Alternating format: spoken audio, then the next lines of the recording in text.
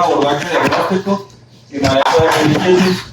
El contenido que vamos a ver es una introducción, epidemiología y factores de riesgo, las principales cuestiones del cuadro clínico, cómo es el abordaje diagnóstico y en particular enfermedad bacteriana, tanto adquirida en la comunidad y pues un poco de énfasis en las que se adquiere en el hospital, sobre todo en el tipo de pacientes que vemos, ¿no?, que cumplen con los principales factores de riesgo, y también un poco de enfermedades virales. Las infecciones agudas del sistema nervioso son uno de los problemas de salud más importantes. Las intervenciones oportunas pueden conllevar a que el paciente sobreviva, a pesar de que es una enfermedad grave. Entonces, pues vamos a ver que hay cuestiones muy importantes en cuanto a la detección y al inicio del manejo de una manera importante en el momento crítico. Hablando en particular de las meningitis adquiridas en la comunidad, pues pueden llegar a ser tan graves que ameriten soportes vitales y ameriten manejo por la UCI. Y por otro lado, pues las nosocomiales generalmente pues son pacientes o politraumatizados o que tienen algún dispositivo intracraneal, pues generalmente pues también son pacientes que se van a ver en la unidad de cuidados intensivos. Como definición, la meningitis es una enfermedad inflamatoria de las leptomeninges. Esto pues ya veíamos en clases previas, que son los tejidos que rodean al cerebro y protegen la médula espinal, y va a estar definida por un conteo anormal de glóbulos blancos en el líquido cefalorraquídeo. Se encuentra dentro de las 10 causas infecciosas de muerte más comunes, y las secuelas neurológicas van a ser muy comunes entre los sobrevivientes, especialmente los déficits neurológicos focales y la sordera. Recordar, bueno, en el contexto de las neuroinfecciones, que hay varios tipos. Podemos tener meningitis, que las más clásicas pues, van a ser las de biología bacteriana.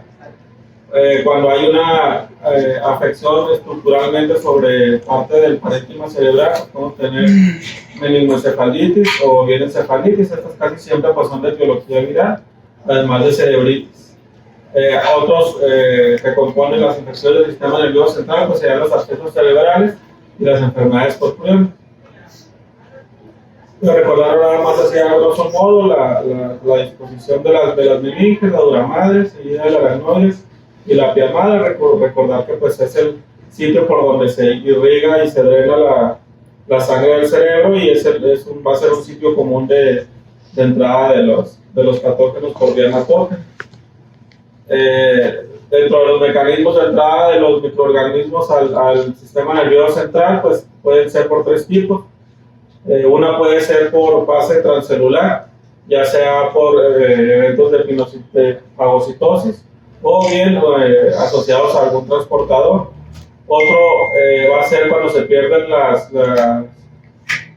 uniones entre cada una de las células, puede irrumpir entre esas células. Eso pasa sobre todo en el endotelio de la vasculatura venosa, o bien en los patógenos que son intracelulares pueden entrar directamente por otra célula, como algún neutrófilo. Generalmente, o lo más habitual es que sea por colonización de la nasofaringe, asociado a infecciones de vías respiratorias altas. También puede haber invasión por bacteria, por enfermedades en otros órganos, o una entrada directa por infección contigua, común en los casos de traumatismos también. A pesar de es una enfermedad, como les mencionaba, con alta prevalencia. Se estiman 1.2 millones de casos al año y 135,000 muertes al año. Esto aún después de que se incluyeran en los sistemas de vacunación pues, para meningitis y para neumococo, que son de las principales causas. Cuando esta enfermedad duró como 100 años reconocida y con pocas intervenciones que realizar, había una mortalidad del 100%. En 1913 se empezó a usar el antisuero meningocócico intratecal. Sin embargo, la verdadera disminución en la mortalidad pues, se dio a partir de la década de 1930, cuando inició la terapia antimicrobiana eficaz. Sin embargo, sigue siendo una causa importante de morbilidad y mortalidad. En adultos jóvenes la letalidad alcanza hasta el 25% y la morbilidad va en 21 a 28% en los sobrevivientes. También la incidencia y la letalidad pues, van a ser dependientes de la edad. Va desde 0.66 casos por cada 100,000 habitantes en adultos jóvenes de 18 a 34 años, y puede ir hasta casi 2 casos por 100.000 habitantes en pacientes mayores de 65 años. Y la letalidad, pues a mayor edad, pues va a haber mayor letalidad, alcanza a más de 20% en pacientes mayores de 65 años. Los factores de riesgo más importantes para la meningitis adquirida en la comunidad van a ser infecciones recientes, sobre todo a nivel de oído, a nivel de vías respiratorias, una exposición reciente a alguien con meningitis, sobre todo en algunas que son muy contagiosas, el uso de drogas intravenosas, el trauma de cráneo, la presencia de otorreo o rinorrea.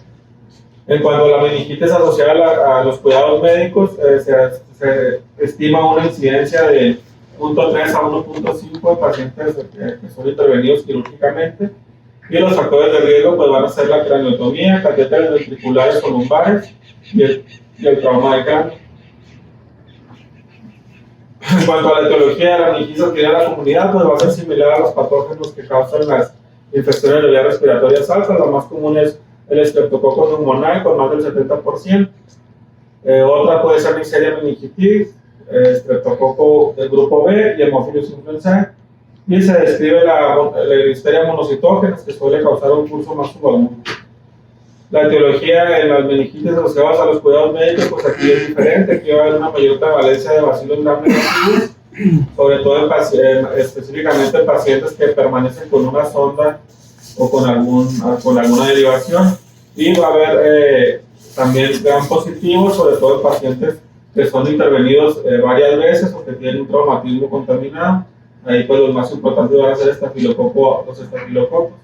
Y pues también, ¿no? De parte de las actividades en la comunidad también van a entrar en este grupo, como Streptococcus pneumoniae, monocitógenes y meningitis. El cuadro clínico pues es clásico, habitualmente se piensa en pacientes con fiebre, con rigidez de nuca y cefalea. Hay que recordar que el tercer componente de la triada descrita más bien es la alteración del estado mental. La fiebre va a estar presente hasta en el 95% de los pacientes, la rigidez de nuca en un 88% y la alteración del estado mental en 78%. Habitualmente en meningitis suele haber una disminución del estado de alerta, más que datos de alteración o psicóticos como las encefalitis. Podemos encontrar la presencia de 3 síntomas en un 44% de los pacientes y hasta en un 95% de los pacientes vamos a tener al menos 2 síntomas. La cefalea pues, va a estar presente en el 70% de los pacientes, también es otro dato importante. Puede haber más síntomas neurológicos, sobre todo asociados a las complicaciones tempranas, ¿no? Como pueden ser las crisis convulsivas, el 15 al 30%, déficit focales del 10 al 35%, ya sea por EBC isquémicos o trombosis venosa, ¿no? Que también son parte de las complicaciones agudas. Y puede haber papiledema, cualquier manifestación asociada a hipertensión intracraneal, la cual también sería una complicación. Y podemos encontrar manifestaciones no neurológicas, rash o artritis, sobre todo en el caso de Neisseria meningitis. Es importante reconocerlo porque es muy contagiosa y pues puede conllevar a que sea necesario la aplicación de profilaxis para evitar desarrollar la enfermedad. Dentro de la exploración física pues conlleva un examen completo general y un examen neurológico también completo. Hay que valorar el estado de alerta, que pues, como en casi todas las enfermedades nos va a dar la pauta para decidir cuando un paciente requiere protección de la vía aérea. Pues evaluar las funciones mentales, los nervios craneales, a nivel motor, a nivel sensitivo y pues sobre todo los datos de irritación meningia. Se describen principalmente 3. El primero pues es el signo de Kerner, este es el paciente de decúbito supino. Vamos a extender la pierna a 90 grados y vamos a tratar de flexionar la rodilla. Si el paciente muestra resistencia o dolor a una extensión más o menos de 135 grados, pues va a ser un signo positivo. El signo de Burdinsky, en este también el paciente en supino, vamos a elevar la cabeza del paciente y va a ser positivo si el paciente de manera refleja flexiona la rodilla. Y pues la rigidez del nuca, ¿no? Que va a ser la resistencia o el dolor a tratar de acercar el mentón al pecho o que tengamos un movimiento en bloque junto con el tronco. Básicamente son maniobras que van a hiperextender la columna y van a causar presión sobre las meninges inflamadas y esto pues va a causar la limitación o el dolor ante las maniobras.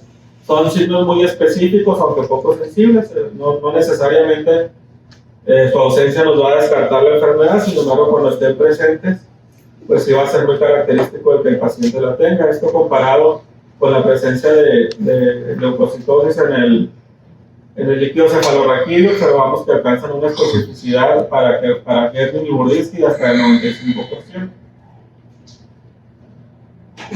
Ya una vez realizada la exploración y el interrogatorio, el paso más importante sería realizar la punción lumbar, y habitualmente se describe que no se debe retrasar y tiene que ser inmediata para poder iniciar la antibiótico-terapia empírica de manera rápida, ya que al iniciar los antibióticos antes pues van a disminuir la sensibilidad tanto de los cultivos como de las características del líquido cefalorraquídeo. Sin embargo, pues ha habido una gran controversia durante muchos años de en qué casos al paciente hay que realizarle de manera inicial una tomografía. Hay veces que por el cuadro clínico puede resultar más valioso un estudio tomográfico cuando no está claro que sospechemos de alguna masa o de alguna otra situación externa del nido central. Sin embargo, si sí sospechamos de meningitis y es imperativa la punción lumbar, las diferentes asociaciones describen sus pautas para qué paciente hacer una tomografía. En un estudio se comparó las directrices suecas, las directrices de la Sociedad Europea de Enfermedades Infecciosas y de la IPSA.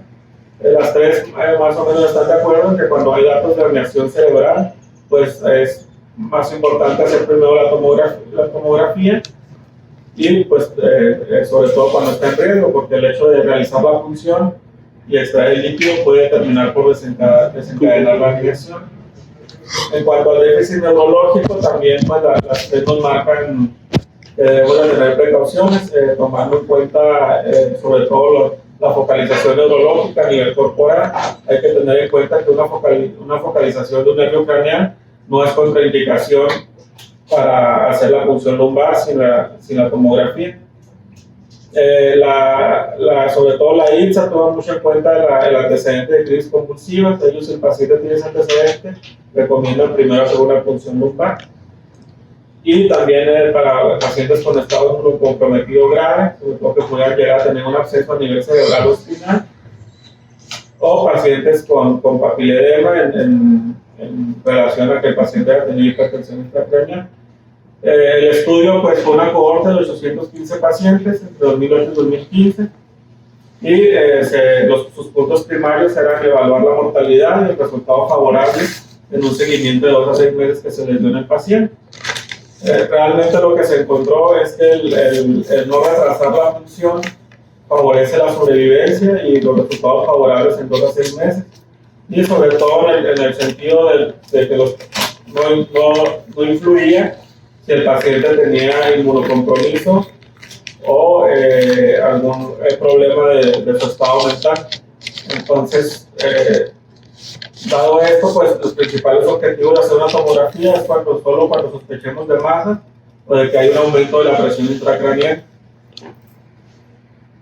Aunque las restricciones de la guía, pues siguen, sobre todo la guía de la IPSA sigue marcando pues, el inmunocompromiso, el historial de enfermedades del sistema nervioso central previas, las crisis convulsivas recientes, el papiledema, el estado de conciencia alterado o un déficit neurológico focal para realizar primero la tomografía. Aquí mismo, pues nada más describir las únicas que sí son contraindicaciones absolutas para una punción lumbar, sería una trombocitopenia con plaquetas de menos de 40.000, otras alteraciones de la coagulación, la que viene descrita es un PP mayor al 50% respecto a su control, que haya evidencia sospecha de un absceso epidural o espinal, o que tengamos alteraciones dermatológicas en el sitio de la punción. La punción lumbar pues, se debe de hacer con el paciente de decúbito supino, hay que realizar la asepsia del área, el decúbito lateral, hay que alinear lo que es la cadera y los hombros a la camilla, y una flexión total de las rodillas y la flexión más tolerable del cuello, y en que esto causa algún problema respiratorio. Hay que localizar el espacio donde se va a realizar la punción. Habitualmente se traza una línea imaginaria entre las dos espinas iliacas superiores, y en el cruce con el eje longitudinal de la columna vertebral localizar el espacio entre L4 y L5. Sin embargo, en caso de que este espacio no pueda ser abordado, también se recomienda seguro el espacio superior de L3 a L4 y de L5 a S1. Pues ya sabemos, hay que filtrar el área y pues, posteriormente proceder a la punción. Es con el bisel hacia arriba en dirección cefálica, una angulación más o menos de 10 grados, y ir aspirando, ¿no? Se va a sentir, pues, bueno, al pasar los tejidos llanos se va a empezar a sentir resistencia en lo que son las capas musculares y la capa del ligamento longitudinal, y posteriormente, pues, al pasar esa zona de resistencia, es porque ya estamos en el espacio subaracnoideo, y aquí habría que aspirar para tomar la muestra. Si siempre que se pueda, pues hay que realizar una medición de la presión de apertura. Una vez al obtener líquido, lo que hacemos es colocar un manómetro y medir en centímetros de agua la presión. Va a empezar a llenar la barra de medición de manera pulsante, y hasta donde llegue, pues esa va a ser la medida de la presión de apertura. Es importante en el diagnóstico, una presión de apertura normal se dice que es por debajo de 200 milímetros de agua, y la mayoría de las meningitis bacterianas van a tener una presión de apertura mayor a 350. Sin embargo, hay que recordar que hasta un 9% de los pacientes van a tener una presión menor a 140, pero pues es un dato que puede apoyar mucho el diagnóstico. También está escrito el realizar este tipo de intervención por medio de la ultrasonografía, el protocolo de atención en el punto del paciente. Aquí se usa el traductor lineal, se localiza de igual manera el sitio entre L3 y L4, y en dirección perpendicular a la columna se isoniza, y aquí lo que podemos ver, pues, es las ondas acústicas de las vértebras, y aquí veremos esta parte de aquí que será la apófisis espinosa. Tendríamos que recorrernos hacia arriba para ver la apófisis espinosa de L4. Una vez que hayamos localizado esos dos espacios, en medio tiramos el transductor en sentido longitudinal en un campo que podamos ver las dos apófisis espinosas, y este sería nuestro sitio de punción. Se puede hacer por marcaje, aunque también se ha descrito hacerlo guiado. Como en todos los procedimientos guiados, y más especial en este, pues hay que tener mucha precaución con la asepsia y antisepsia. Entonces, pues si no se tiene la suficiente experiencia para manipular el transductor y la aguja, pues quizá lo más preferible sea, pues, hacerlo guiado y después realizar una adecuada limpieza y un procedimiento estéril.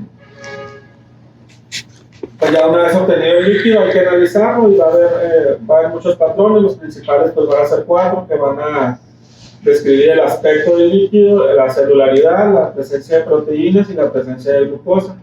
En el normal vamos a ver un líquido claro, con baja celularidad, menos de 5 leucocitos, casi siempre van a ser monocitos, proteínas de 20 a 40 miligramos por decilitro y glucosa de más de 50, o una relación mayor a 0.3 con respecto a la glucosa sérica.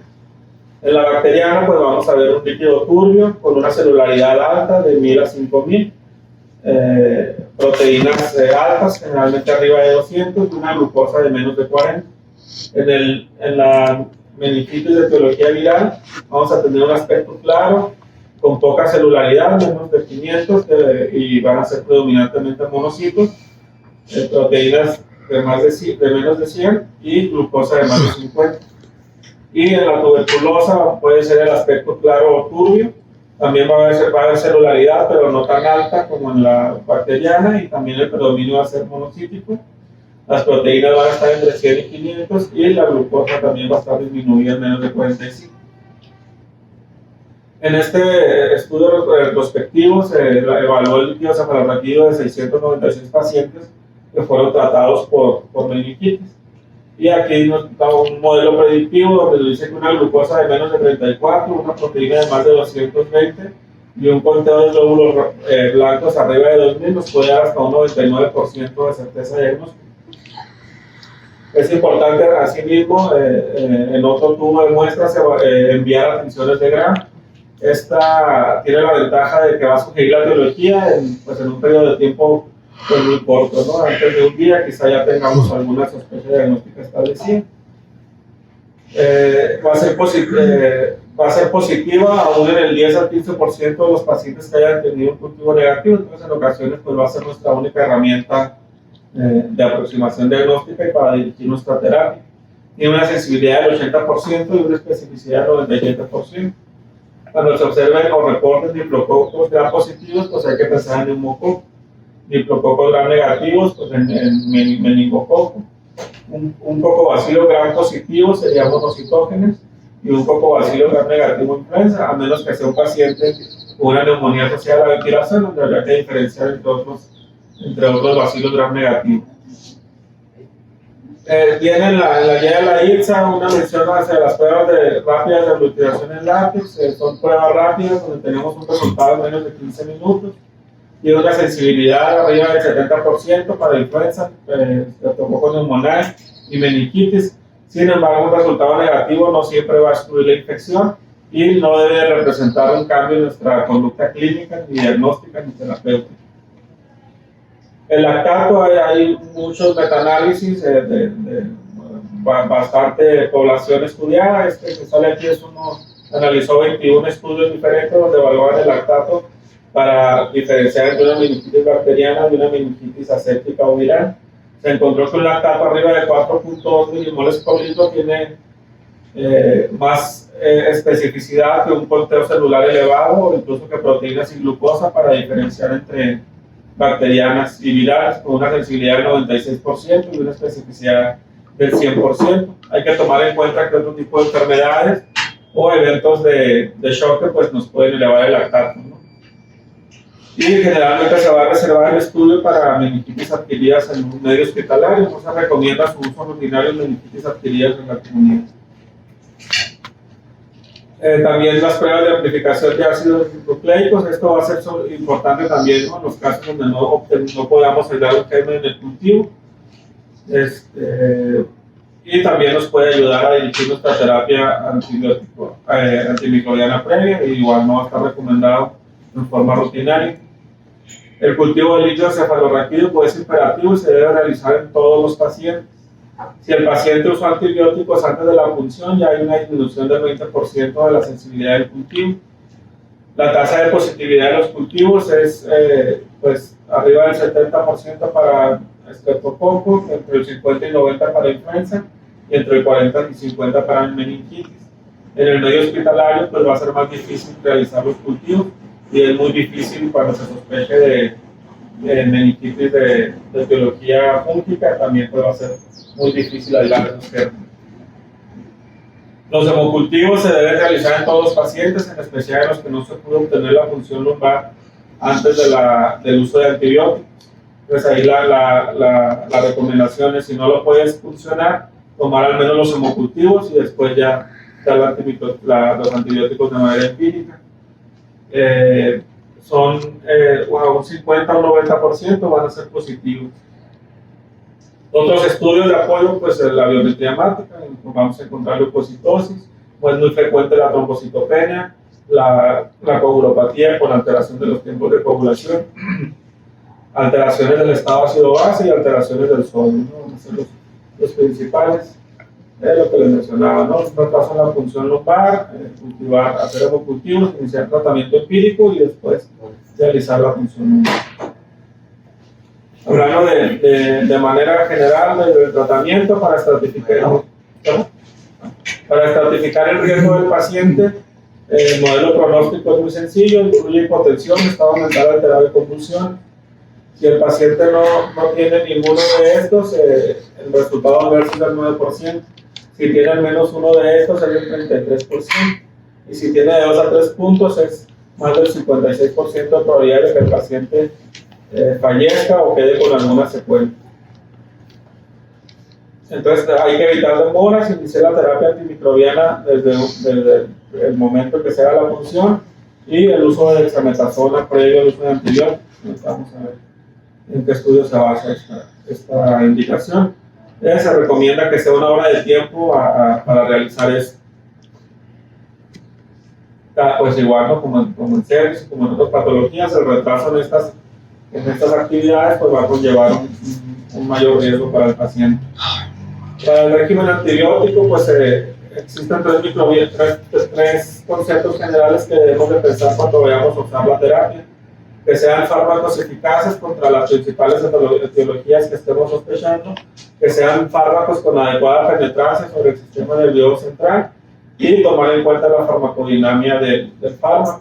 Recordar que la barrera hematoencefálica condiciona que en ese tejido haya poca respuesta humoral, entonces va a ser muy dependiente la tasa de curación de que elijamos de manera adecuada el antibiótico, y casi siempre van a necesitar dosis más altas de las que se efectúan para infecciones en otra parte del organismo. El tratamiento empírico recomendado pues, va a ser una cefalosporina de tercera generación, puede ser ceftriaxona 2 gramos IV cada 12 horas, o cefotaxima 2 gramos IV cada 4 a 6 horas. La vancomicina a dosis de 15 a 20 miligramos por kilogramos IV cada 8 hasta 12 horas.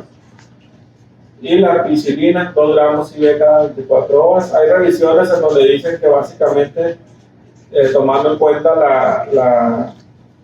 la prevalencia de las etiologías, con ceftriaxona estaría cubierto tanto Streptococcus pneumoniae y Haemophilus influenzae, que son los principales agentes. La ampicilina, algunos autores no recomiendan su uso, ya que casi exclusivamente está ahí para cubrir la que es causada por monocitógenes, que vimos que tiene una prevalencia muy baja. Y la vancomicina, pues para algunos otros pocos gram positivos que también no tienen incidencia tan alta. Sin embargo, pues se sigue recomendando el empleo de al menos cefalosporina de tercera generación y vancomicina. Cuando la sospecha o ya está dirigido el tratamiento, si se trató de un Streptococcus pneumoniae, se recomienda vancomicina para la cefalosporina de tercera generación, podemos quitar la ampicilina, y una alternativa pues sería una fluoroquinolona. Para meningitis podemos quedarnos solo por la cefalosporina de tercera generación, y alternativas teníamos las fluoroquinolonas, acetronam y clorantrenicol. Para Haemophilus influenzae también nos basta por la cefalosporina de tercera generación, y una alternativa sería el trimethoprim sulfamethoxazón. Y para listeria monocitógenes, pues aquí sería ampicilina o penicilina. Bueno, pues esto es es igual, son las dosis recomendadas. El tratamiento pues debe de ser valorado, generalmente debe ser de más de 7 días, y en los casos de las neumonías asociadas al hospital, aquí lo que se recomienda es la vancomicina, una dosis similar, y cefepime o meropenem 2 gramos IV cada 8 horas, lo que veíamos que las principales causas pues van a ser bacillus gram negativos. La duración del tratamiento para las adquiridas en la comunidad, les decía, va a ser generalmente de 7 a 14 días, mientras para monocitógenes o para cualquier bacilo gram negativo va a ser mayor a 21 días. ¿Cuándo estaría considerado repetir una punción lumbar dentro del tratamiento? Esto no se hace de manera rutinaria, pero una vez que se instauró el tratamiento, un siguiente cultivo debería de tener características estériles si estamos con un tratamiento adecuado. Entonces, cuando tengamos cultivos receptivos de manera positiva a pesar de la terapia, sería considerar otros antibióticos o la administración de antibióticos de manera intratecal. Se recomienda que ante una fiebre persistente de más de 8 días, o cuando no hay evidencia de mejoría a las 48 horas de haber iniciado el tratamiento, o 2 o 3 días posteriores al inicio del tratamiento, y que hayamos obtenido microorganismos resistentes, habría que volver a repetir la punción lumbar, volver a evaluar las características del litio y volver a cultivar ese litio. En cuanto a la terapia adyuvante, pues el fármaco más recomendado es la dexametasona. Sobre todo va encaminado a disminuir las alteraciones del estado mental, disminuir la presión intracraniana, la incidencia de crisis convulsivos, los déficits neurológicos y la pérdida de la audición. Se ha visto que en algunas series puede haber una reducción de la mortalidad hasta el 7 al 15%, y reduce los efectos adversos con respecto al placebo en un 15 al 25%. Hay un metaanálisis en el Cochrane del 2015 donde se evaluaron los estudios que evaluaban el uso de corticosteroides en base a la mortalidad y a la pérdida de la audición y a las secuelas neurológicas. Se evaluaron 25 ensayos que incluían en total a 4.121 pacientes. En 22 de estos estudios se usó dexametasona y en otros 3 hidrocortisona o cortisona. La mortalidad no pareció ser tan significativa, de un 17.8 en el uso de esteroides y un 19.9 sin su uso. La pérdida de la audición sí se vio algo significativo, de 13.8 con dexametasona a un 19% sin el fármaco, y las secuelas igual de casi 18% con la dexametasona y 21.6% sin la dexametasona. Pero en el caso específico de las meningitis causadas por Streptococcus pneumoniae, ahí sí se ve una mejoría pues, más importante en la mortalidad, de un 29% con el uso de esteroides y de un 36% sin su uso. La guía describe algunos criterios de tratamiento ambulatorio que podrían servirnos también a nosotros para pensar cuando un paciente ya no ameritaría una estancia en la terapia, cuando el tratamiento ya lleve 6 días, que tengamos al paciente febril por más de 48 horas, que no haya un daño neurológico significativo y el tipo de datos de mejoría clínica, el paciente ya pueda tolerar los líquidos. Y bueno, pues si lo fuéramos a dar de alta a casa, pues tomar en cuenta que el paciente pudiera tener acceso al antibiótico en casa, que pudiera ser valorado por el médico, un plan de emergencia establecido y una adecuada red de apoyo. En cuanto a las neuroinfecciones de origen viral, estas van a ser la causa más común de infecciones del sistema nervioso central. Hay muchos virus que pueden causar esto, los principales pues serían pues los virus del herpes, los enterovirus y en grupos de pacientes pues citomegalovirus. Aquí es la diferencia con la meningitis, pues que vamos a tener una mayor incidencia de funciones cerebrales alteradas y de estado mental. Pueden ser pacientes con un gran grado de irritabilidad, que puede complicar a lo mejor un poco la función lumbar, va a haber movimientos anormales, semiparesias, parestesias, y puede haber parálisis flácida. Las meningitis pues, pueden ocurrir en cualquiera de las dos infecciones. Los principales agentes pues, van a ser el virus de herpes simple, los otros tipo herpes como la varicela zoster, el citomegalovirus, sobre todo en pacientes con inmunodeficiencias o que hayan sido sometidos a trasplantes. El Epstein-Barr, que es casi exclusivo de pacientes con inmunodeficiencias adquiridas, y pues otros virus más raros como enterovirus, arbovirus o flavivirus. Aquí el pilar diagnóstico va a ser la neuroimagen, que sería el primer paso en estos pacientes, tanto para descartar lesiones ocupantes como para observar lesiones en regiones características de las infecciones virales. El estudio de lesión pues, va a ser la resonancia magnética. Lo que podemos encontrar van a ser áreas de hiperintensidad en las secuencias de T2 y FLAIR. Principalmente se van a ubicar en las áreas del hipocampo o en la región límbica y van a ser hipointensas en T1. Podemos encontrar muchos fenómenos de vasculitis con zonas isquémicas y una intensidad normal en la corteza cerebral, los ganglios basales o el cerebelo, y los cambios van a ser visibles en las primeras 48 horas. En cuanto a la presión lumbar, es posible encontrar un predominio polimorfo nuclear al inicio. Sin embargo, si el paciente se aborda más de 48 horas, lo más habitual es encontrar un predominio monocíclico. La presión de apertura pues, va a estar normal o ligeramente elevada, la glucosa va a ser normal, las proteínas van a estar elevadas y las celularidades pueden estar aumentadas, pero no a más de 100. Aquí en cuanto aquí es también muy importante pues, obtener muestras para hacer PCRs específicas para las principales etiologías, que sería herpes, para citomegalovirus, enterovirus y varicela zoster.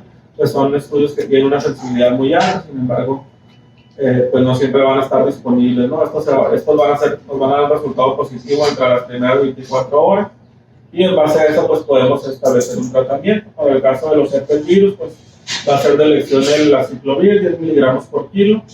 La terapia también va a ser de al menos 10 días. Y por ejemplo, para citomegalovirus, pues el tratamiento de elección sería el ganaxiclovir.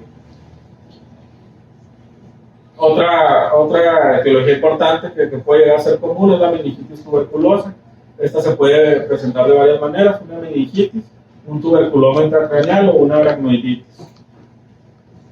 Tiene una instalación insidiosa, puede dar un curso subagudo y va a presentar 3 fases que ahorita vamos a ver. Tiene una mortalidad alta en 5 a 8 semanas.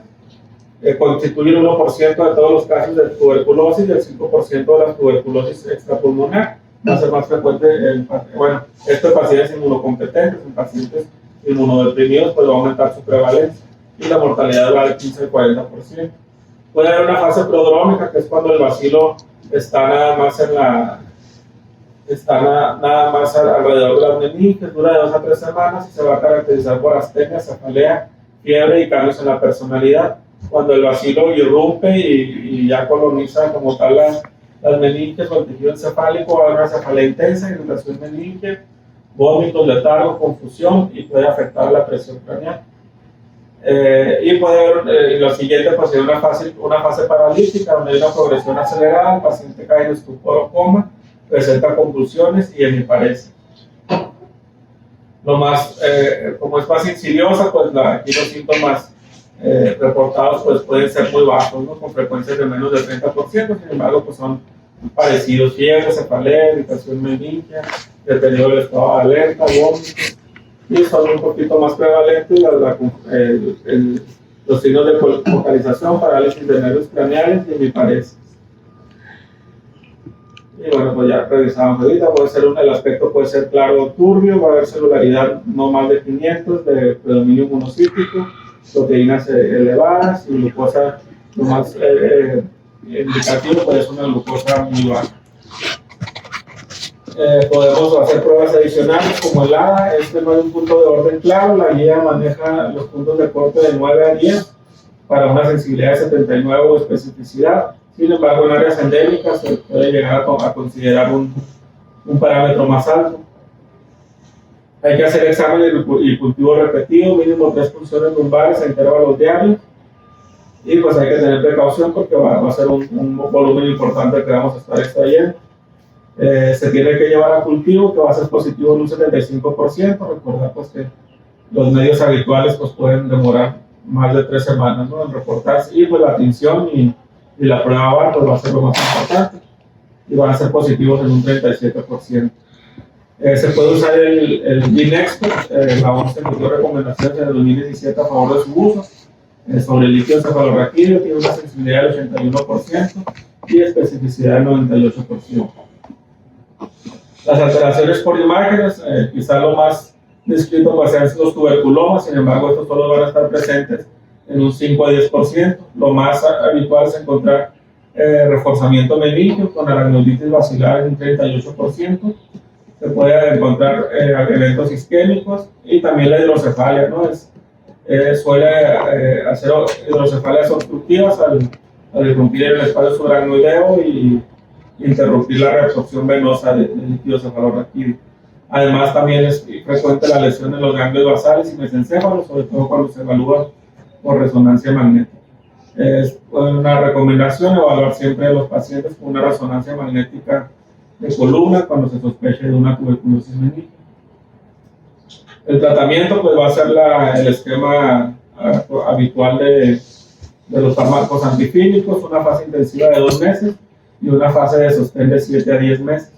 Aquí la dosis de dexametasona va a ser prolongada, es de 0.3 a 0.4 miligramos por vía intravenosa durante 2 semanas. Después hay que disminuir a 0.2 en la semana 3 y luego a 0.1 en la semana 4. Y después pasar a 4 miligramos por vía oral y reducir 1 miligramo la dosis de manera diaria.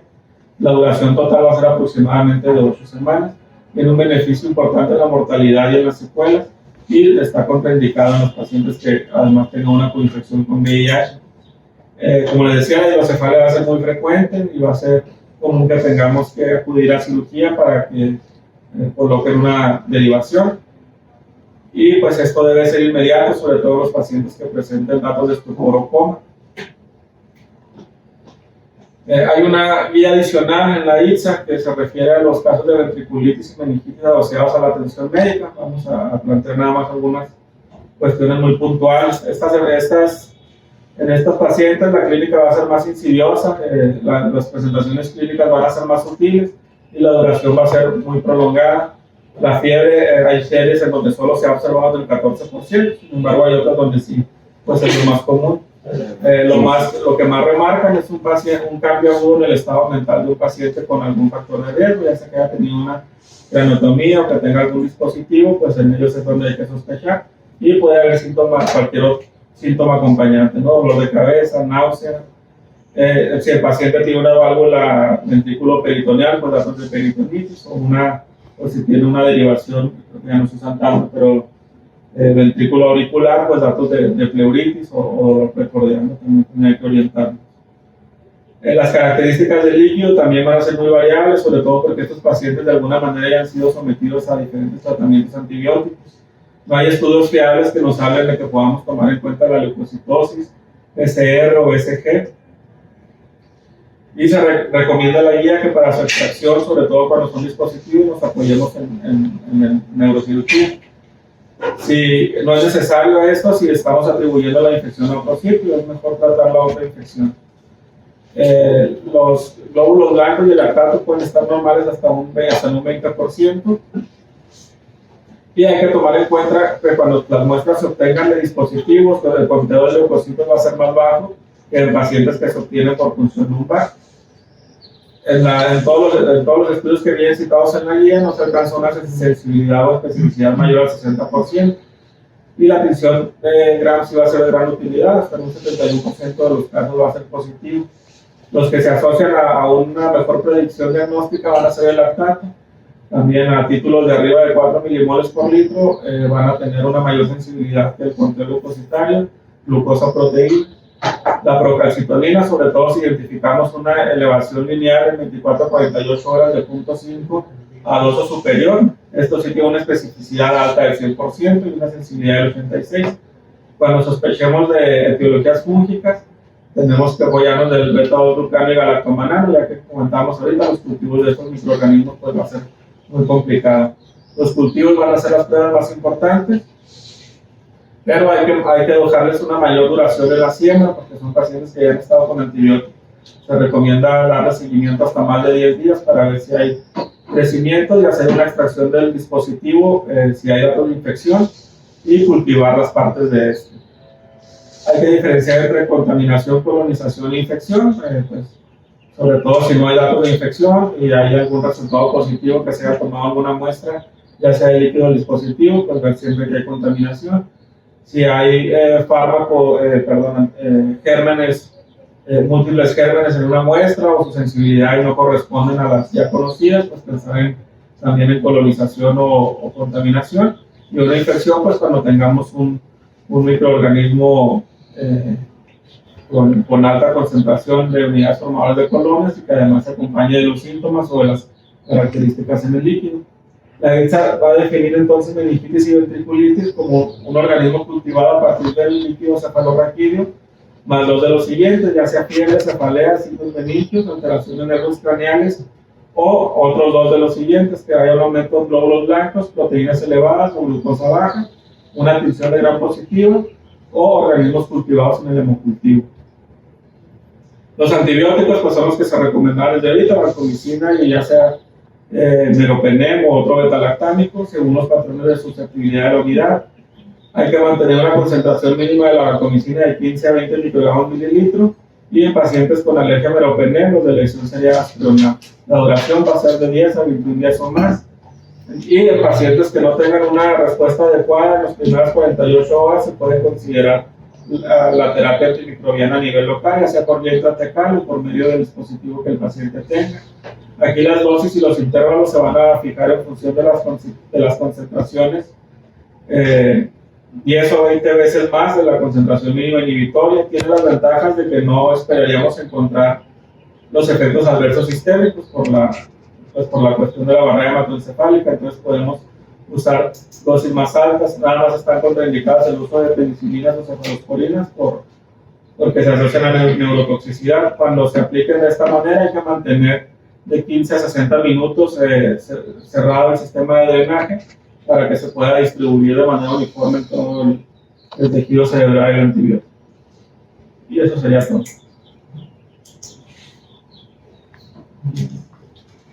Pues bien, la verdad cuando uno hace una exposición es bueno hacer una agenda como usted la hizo, Me pareció bien, la agenda siempre es importante porque te traza y hace que los que somos espectadores no nos perdamos durante el tema. A mí me pareció muy bien que tocó todos los temas. Sin embargo, el hecho de que nosotros estemos del otro lado no significa que podamos aportar algo para complementar lo que usted desarrolló ya muy bien. Por decir, un ejemplo, tengo varias aportaciones, pero nada, me voy a enfocar en una. Pues me imagino que los demás leyeron el tema y pues si algo se te pasó a ti, pues ellos pues, bueno, ya lo habrán leído. En cuanto a la dexametasona, yo iba a mencionar el metaanálisis que usted hizo muy bien en mencionar, el de Cochrane del 2015, que está a favor de que se utilice la dexametasona. Sobre todo, ¿por qué? Porque se ha visto ya de manera científica y comprobada a través de estadística que si bien no mejora tanto la mortalidad, no tiene un impacto significativo, sí mejora los resultados a nivel de las alteraciones de nervios periféricos, sobre todo a nivel de la hipoacusia. Pero que hace... Esa recomendación surge a partir de ensayos clínicos que usted no mencionó, pero no hay ningún problema, en los cuales se dice que solamente te sirve para dos tipos de bacterias, Streptococcus pneumoniae y Haemophilus influenza, nada más.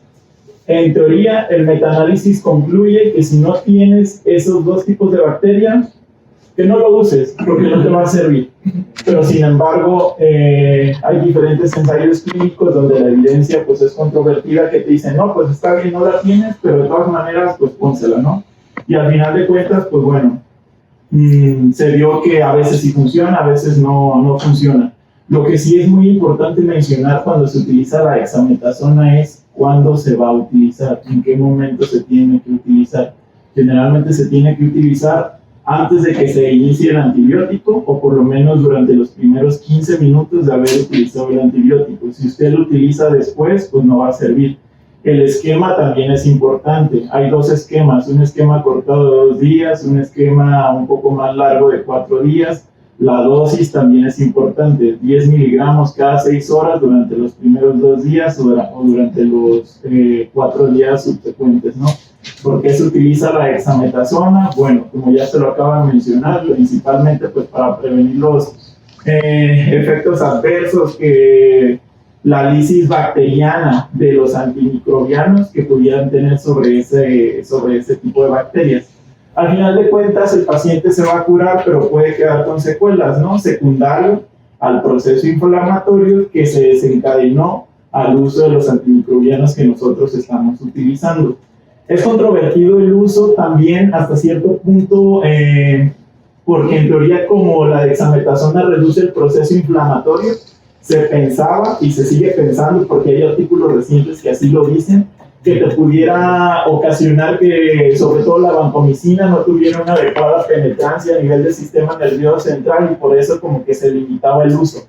Pero sin embargo hay estudios recientes que dicen que no hay ningún problema, que tú puedes utilizar la dexametasona y que vas a alcanzar las concentraciones mínimas inhibitorias a pesar de que tú utilices el fármaco. Hubiera estado muy bien que usted pusiera las concentraciones mínimas inhibitorias como pues para verlo. Yo sé que aquí no las vamos a medir pues jamás, pero pues por lo menos es algo que se tiene que mencionar. Pero digo, no estoy en contra de cómo lo presentó usted. Eso es en cuanto a la dexametasona. ¿Qué otra cosa? Yo difiero un poco con lo que decía usted de lo de al principio de que nos tendríamos que ir primero a la, ¿cómo se llama? A realizar un estudio de neuroimagen. En este caso usted mencionó la tomografía. Si se fija, yo le hice hace unos días, le tiré como un buscapié para que leyera de manera intencionada las guías de la ITSA. Me queda claro que sí las leyó, pero ahí aparece un algoritmo. Ese algoritmo es importante en la medicina basada en evidencia. Aquí nunca hay que hacer nada si no se tiene un respaldo. Por decir, ahorita mi opinión quizás es más fuerte que la suya, por lo menos porque yo tengo un respaldo bibliográfico y un sustento. La guía de la ITSA dice, como usted ya lo mencionó, que tenemos que indagar en la historia clínica de los pacientes, ¿no? Si el paciente tiene contraindicación, como ya las mencioné usted, para realizar una punción lumbar, bueno, no se realiza, pero nos saltamos a un segundo elemento. Como bien lo mencionó usted, hay que realizar los hemocultivos. Se realizan los hemocultivos y se inicia la terapia antimicrobiana de manera empírica. Ya lo mencionó usted, vancomicina más cefalosporinas de tercera generación. Y ya posteriormente ya es cuando se realiza el estudio de neuroimagen. No lo digo yo, lo dice la guía, pues que aquí la tengo, ¿no? Es la que usted revisó. Yo difiero en eso que usted comentó.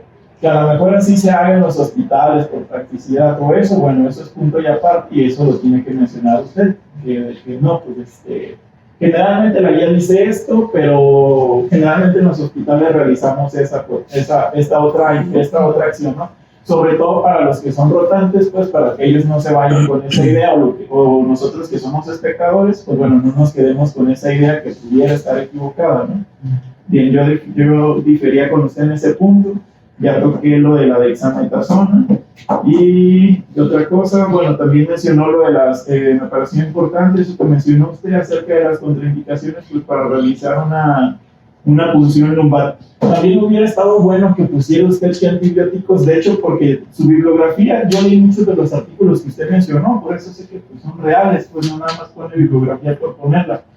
Hubiera estado bueno que pusiera qué antibióticos tienen mayor penetrancia en el sistema nervioso central y qué antibióticos no la tienen tanto.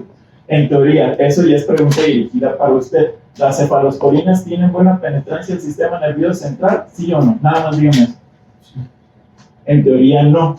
Usted, como bien lo mencionó al principio de su plática, se dice que no tienen buena penetrancia en el sistema nervioso central, pero cuando se incrementa la dosis y se acorta el intervalo, puedes alcanzar concentraciones mínimas inhibitorias suficientes como pues para atacar la bacteria. Los que son dependientes de concentración, pues eran los que se... Exactamente. Eso es importante, pues, sobre todo pues, para nosotros como aprendizaje. Nada más, le veo bien, pareció muy buena su plática, muy puntual con todo. Yo creo que pues, nadie se perdió. Solamente pues los comentarios son con el afán de enriquecer lo que usted ya hizo bien a presentarnos. Va, sale. Uno de los errores, uno que tiene una aportación más, lo que mencionó Blanca. De lo que estaba comentando. Pero además, antes. Es que siempre va a No, más de lo que comentaba el doctor de la concentración adecuada. Yo encontré que, bueno, aparte de que hay que ver si la penetra o no la membrana hematoencefálica, que además esta penetración está dada se ve afectada por la inflamación de las meninges. Pues principalmente se ven obstruidos los que son hidrosolubles, los antibióticos son hidrosolubles y los antibióticos que son liposolubles por lo regular no se ven afectados. Los que alcanzan una concentración adecuada, encontré que era la ampicilina, la ceftriaxona, ceftazidima, imipenem, ciprofloxacino, rifampicina, trimetoquín con sulfametosazol, que hay una alta resistencia, pero pues cuando se encuentra algo que es sensible, pues hay que aprovecharlo. Hiperaspirina, cefotaxima, cefepime, meropenem, neofloxacino, linezolida y metronidazol, tomando nomás en cuenta por las propiedades que tienen para provocar convulsiones o el riesgo de provocar convulsiones de parte del imipenem y de la astaxolán. Los que no logran concentraciones inadecuadas son los aminoglucósidos, vancomicina, datomicina, colistina, cefalocina, penicilina y los inhibidores de los beta-lactámicos. Y lo que mencionaba también el doctor Omar, encontré yo de lo de las cefalosporinas que dijo él, que de hecho dentro de las cefalosporinas, por su unión a las proteínas plasmáticas, la ceftriaxona es un orden de magnitud menor que la cefotaxima como opción. Hay muy poca evidencia sobre el combinar las intratecales con las intravenoso, pero pues en los pocos estudios que hay randomizados pues se ha visto que sí hay un beneficio. Sin embargo, pues faltan muchos estudios al respecto. Lo que también mencionaban era que el problema de estar colocando antibiótico intratecal es que una de las causas de infección más comunes era la manipulación constante de los dispositivos.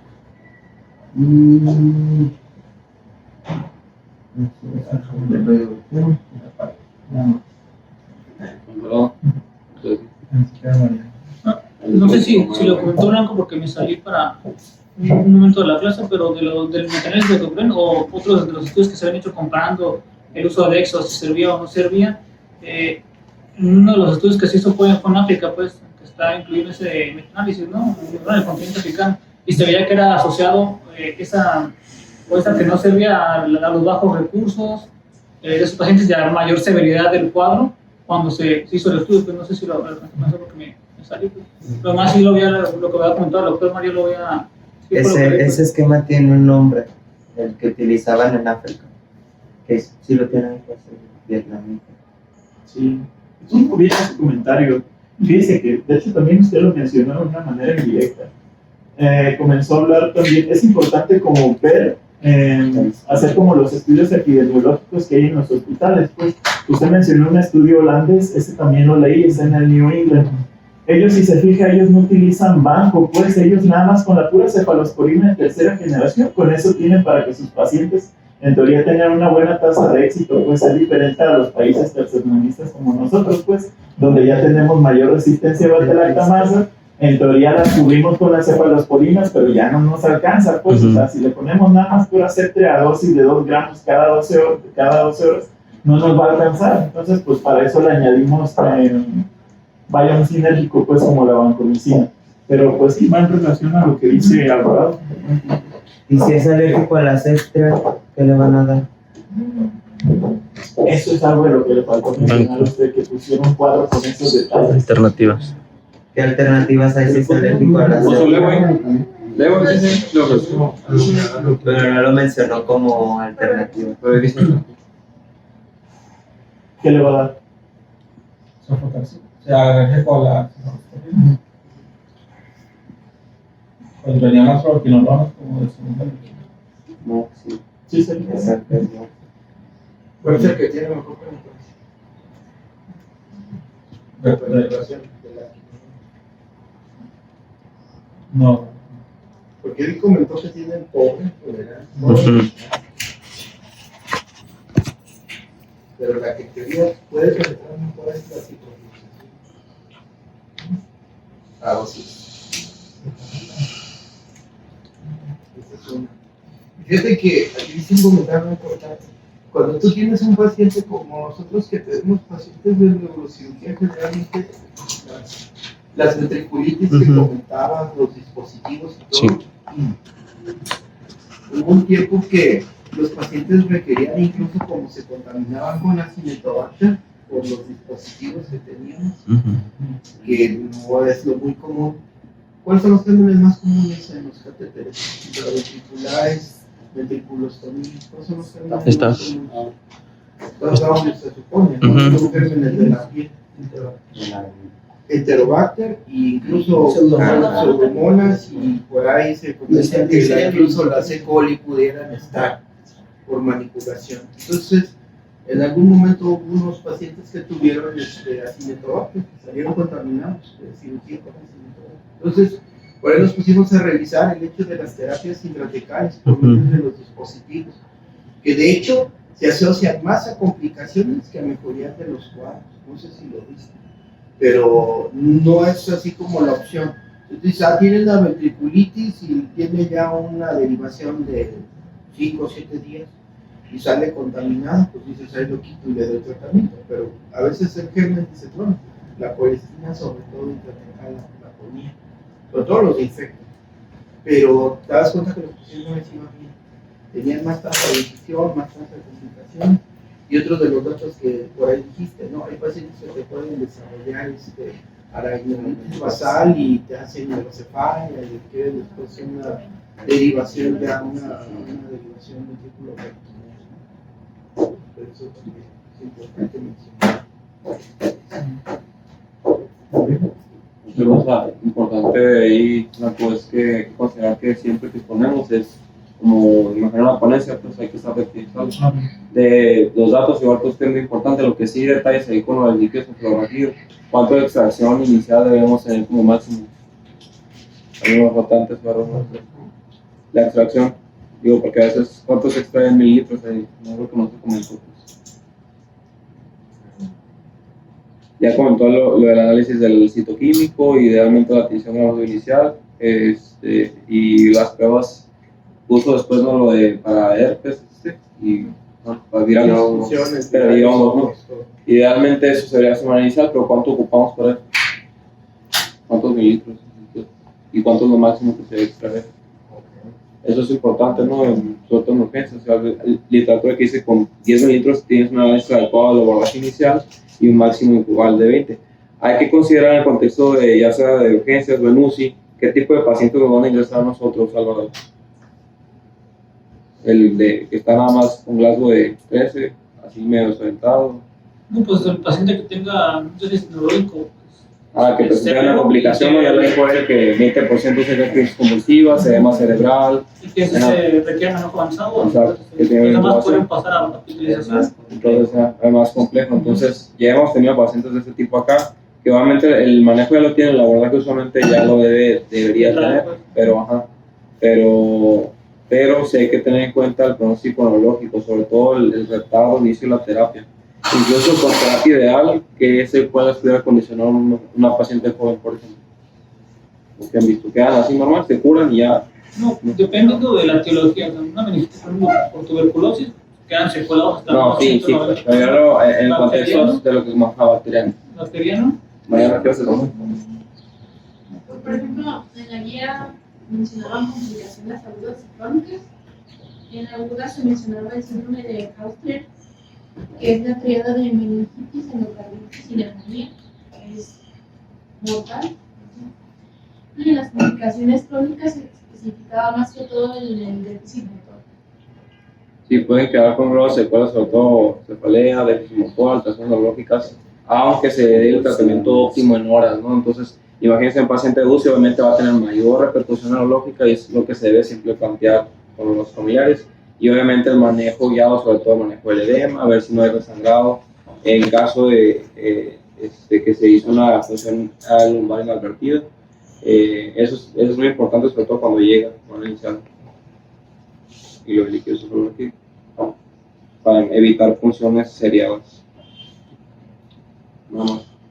Yo quería hacer una pregunta en cuanto, por ejemplo, el personal que tiene contacto con los pacientes con meningitis. Sí, Sí. Hay una guía, ahí ¿qué viene, recomiendan? hay una guía que dice en base a los metros, el tiempo, duración, de que usualmente el contacto viene ahí, ¿alguien lo ha leído? Entonces, la distancia no, pero te da profilaxis con sector, o sea, por ejemplo, en tercera generación 50 miligramos y B2 intramuscular, Pero a todo el que se acerque. O sea, si yo me meto, muevo el ventilador y salgo, tengo que tomar yo profilaxis. No, o sea, por eso es importante. ¿Quién sí, quién no? Si sale alguien con meningococo allá adentro, ¿quiénes de nosotros sí debemos de tomar profilaxis y quiénes no? Decía que eran los que tenían contacto con las secreciones, los que intubaban y los que tuvieron contacto con el paciente 2 semanas antes de presentar los síntomas. ¿Pero cuántos minutos? Hay minutos, ahí es muy claro la guía de Jorge. El tiempo sí está bien, pero los minutos. Porque te digo, o sea, yo puedo entrar, mover el ventilador y salirme. O te va a decir un rotante, doctora, yo le tomé gasometría. ¿Estoy en riesgo o no estoy en riesgo?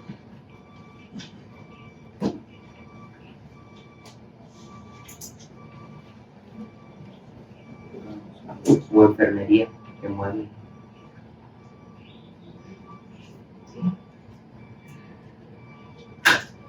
¿Sí? ¿Sí lo apuntaste? No, No no más. sé, Ya. el tiempo no. Son más de 10 minutos. Tienen que estar en contacto más de 10 minutos continuos. Si solo se metieron así de rápido, no es necesario. Pero si, por ejemplo, lo estuviste revisando, la enfermera, por ejemplo, que estén acomodando bombas, ¿sí? Ahí sí. Eso sí deben de tomar profilaxis. Decía que la profilaxis se recomendaba que fuera así por 500 miligramos dosis única, o podía ser rifampicina 600 cada 12 por 2 días, o ceftriaxona de 250 gramos, dosis única. Es más fácil de hacer. Bueno, creo yo, una sola inyección.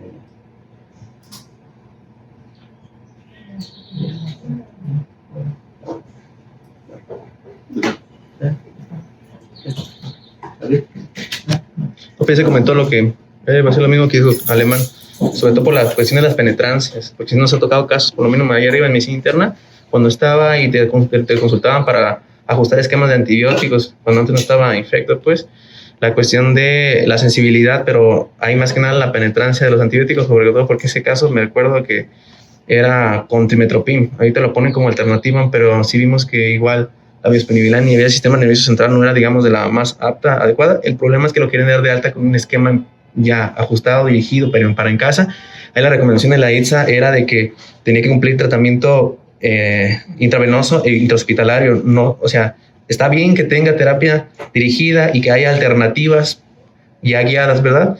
Pero ahí la cuestión es que la biodisponibilidad y las picos de concentraciones que se da utilizando la vía intravenosa eran donde se tomaban como para hacer la recomendación de que no era adecuada llevar ese tipo de tratamientos en casa, a completar tratamientos en casa, sino que el tratamiento completo con, digamos, en este caso tenía vancomicina, que también era sensible, tendría que cumplirse dentro del hospital. Nada más eso. Ahorita. Listo, maestro. Sale. Se llama R1, 3 minutos, nada más. Okay.